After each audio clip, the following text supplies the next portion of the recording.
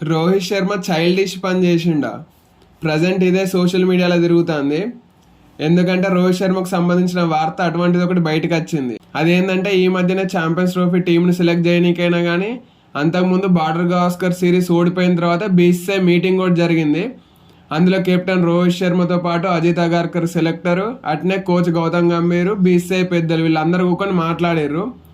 అయితే ఈ మీటింగ్లో రోహిత్ శర్మ ఒకరి పైన కంప్లైంట్ ఇచ్చిండట. రోహిత్ శర్మ కంప్లైంట్ ఇచ్చింది ఎవరో మనం తెలుసుకుందాం. కానీ ఇటువంటి క్రికెట్ ముచ్చట్లు మీతో మాట్లాడనీకే నేను ఈ ఐపీఎల్ టైం నుండే లైవ్కి వద్దాం అనుకుంటున్నా. దానిపైన మీ ఒపీనియన్ ఏందో కామెంట్ చేయండి. అయితే రోహిత్ శర్మ కంప్లైంట్ ఇచ్చింది ఒక కామెంటేటర్ పైన. ఈ పాటికే మీకు ఎలిగి ఉండాలి, అదే సునీల్ గవాస్కర్. అవును, సునీల్ గవాస్కర్ పైన డైరెక్ట్ బీసీసీఐకి రోహిత్ శర్మ కంప్లైంట్ ఇచ్చిండు అనేది ఇప్పుడు న్యూస్. అయితే ఎందుకు ఇచ్చిండంటే సునీల్ గవాస్కర్ కామెంటరీని అడ్డం పెట్టుకొని తనని ఇష్టం వచ్చినట్టు మాట్లాడిండు, తన పైన ఇష్టమైన కామెంట్లు వేసిండు, తన టీంలోని ప్లేయర్లను స్టూపిడ్ అని తిట్టిండు అనే విధంగా రోహిత్ శర్మ బీసీసీఐ పెద్దలకు కంప్లైంట్ ఇచ్చిండు. అయితే మనకు తెలిసిందే, ఆస్ట్రేలియాతో జరిగిన బార్డర్ గవాస్కర్ సిరీస్ లో ఫస్ట్ మ్యాచ్ కు రోహిత్ శర్మ లేడు. తన వైఫ్ రెండో బిడ్డకు జన్మనివ్వడంతో ఇండియాలో ఉండిపోయిండు. అయితే లీవ్ తీసుకోవడం వల్ల రోహిత్ శర్మ పైన సునీల్ గవాస్కర్ కామెంట్స్ చేసిండు. ఒకవేళ ఫస్ట్ మ్యాచ్ గనక రోహిత్ శర్మ ఉండకపోతే సిరీస్ మొత్తానికి రోహిత్ శర్మ కెప్టెన్సీ తీసేయాలని కామెంట్ చేసిండు. అసలు రోహిత్ శర్మ అవసరం లేదని కామెంట్ చేసిండు. బూమ్రాకే కెప్టెన్సీ ఇవ్వాలన్నాడు.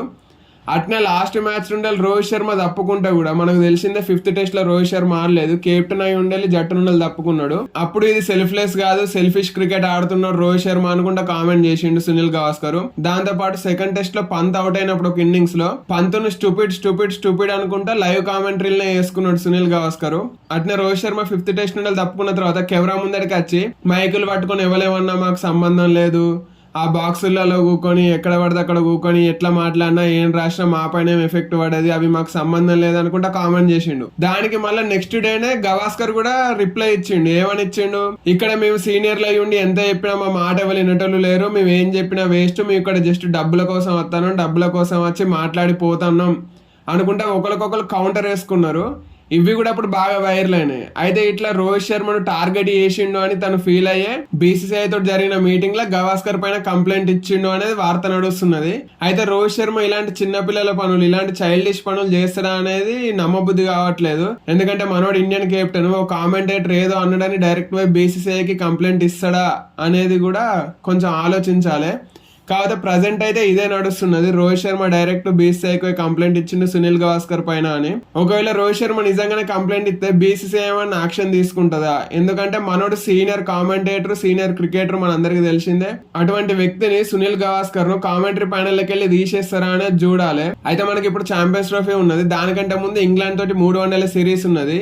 ఈ రెండిట్లలో రోహిత్ శర్మనే కెప్టెన్. మరి రోహిత్ శర్మ కెప్టెన్సీలో టీమిండియా ఆడేటప్పుడు గవాస్కర్ కామెంటరీ బాక్స్ లో ఉంటాడా లేదా అనేది మనకి ఇంకొన్ని రోజులలో తెలుస్తుంది. ఇక అట్నే నేను స్టార్టింగ్ లో చెప్పినట్టు మీతో ఇటువంటి క్రికెట్ ముచ్చట్లు మాట్లాడనీకే నేను ఈ ఐపీఎల్ నుండే లైవ్ వద్దాం అనుకుంటున్నా. దానిపైన మీ ఒపీనియన్ ఏందో కామెంట్ చేయండి. అట్నే రోహిత్ శర్మ నిజంగానే గవాస్కర్ పైన కంప్లైంట్ ఇచ్చిందని మీరు అనుకుంటున్నారా అనేది కూడా కామెంట్ చేయండి.